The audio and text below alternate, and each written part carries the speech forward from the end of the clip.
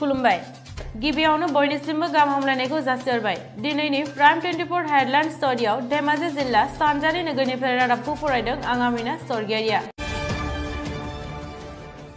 बे समाव प्राइम 24 हेडलाइन्सआ मोनसे गोनांथार रादाब फोसावनो आखायाव लादों धेमाजि जिल्ला दुलाराय बर' हारिमु आफादा मोनसे गोनांथार रादाब फोसावदों धेमाजि जिल्ला दुलाराय बर' हारिमु आफादनि गाहाय नेहाथारि अजित बसुमतारिया बैसागोखौ लानानै रायजो राजाफोरखौ सांग्रां खालामहर खुलुमबाय गिबियावनो प्राइम 24 हेडलाइन्स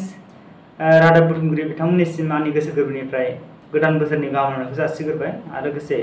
गासिबो बर' सुबुं माहारिफोरनिसिमबो गोदान बोसोरनि गाहाम हामलायनायखौ आङो जासिग्रोबाय बे समाव बेखौनो फोरमायनो सानो आङो धेमाजि जिल्ला दुलाराय बर' हारिमु आफादनि गाहाय नेहाथारि जानानै देग्लायनि रंजालि बैसागुआव जोङो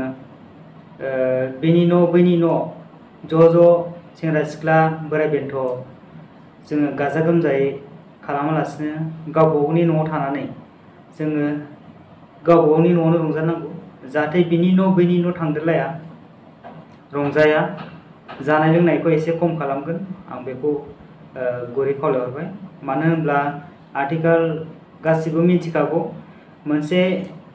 गिख्रंथाव भाइरासनि जोहै जोंहा गासिबो मुलुगनाङैनो मोनसे खैफोदाव गोलैनानै दङ जायखौनो जोङो कर'ना भाइरास एबा कभिड-19 आथिखाल गासिबो मुलुगनाङैनो गोबां सुबुं माहारिया बेजों साग्लोबजानानै गावनि जिउखौ फोजोबनांगौ जादों बेखायनो बे भाइरासनिफ्राय जाहाथे जोंबो बासियो गाव गावनि जिउखौ जोङो जाहाथे जोङो खैफोदनिफ्राय बासायनो हायो जों बेखौ नाजाग्रोनांगोन ओंखायनो देग्लायनि बैसागुआ बेनि दारैनो जोंहा गाजा गोमजायै जोङो फालिनो हानाय नंला मानो होनब्ला बे जि भाइरास बे भाइरासनिफ्राय जोङो बासिबासो जों इयुनाव गाजा गोमजायै जोङो फालिलांबाय थानो हागोन बेखायनो जाहाथे गासिबो मानिनानै सोलियो थागोन आं बेखौ गुरै खावलायबाय आंनि फोरमायनाय एसेनोसै गोजोन्थों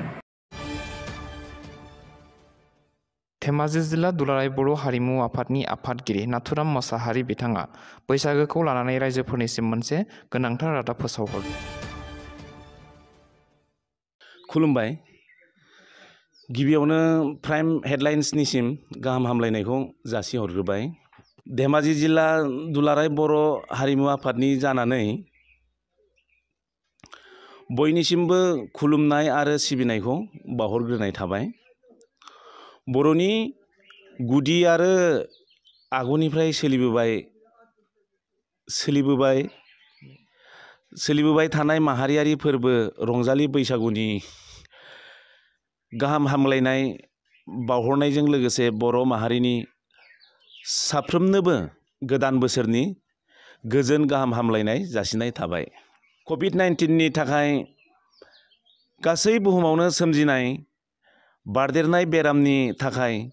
गासै बुहुमजों लोगोसे भारत हादरावबो सोलिबाय थानाय लकडाउननि जाहोनाव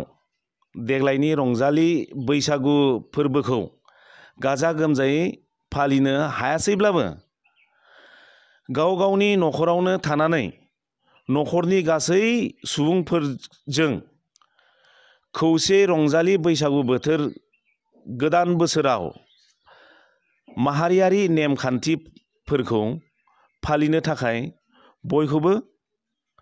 खावलायबाय लोगोसे कभिड-19निफ्राय गावजों लोगोसे न'खर गामि ओनसोल जिल्ला हादरजों लोगोसे बुहुमखौनो होबथानो थाखाय सुबुं जानगारथि एबा ससियेल डिस्टेन्सिंखौ फालिनो थाखाय बयखौबो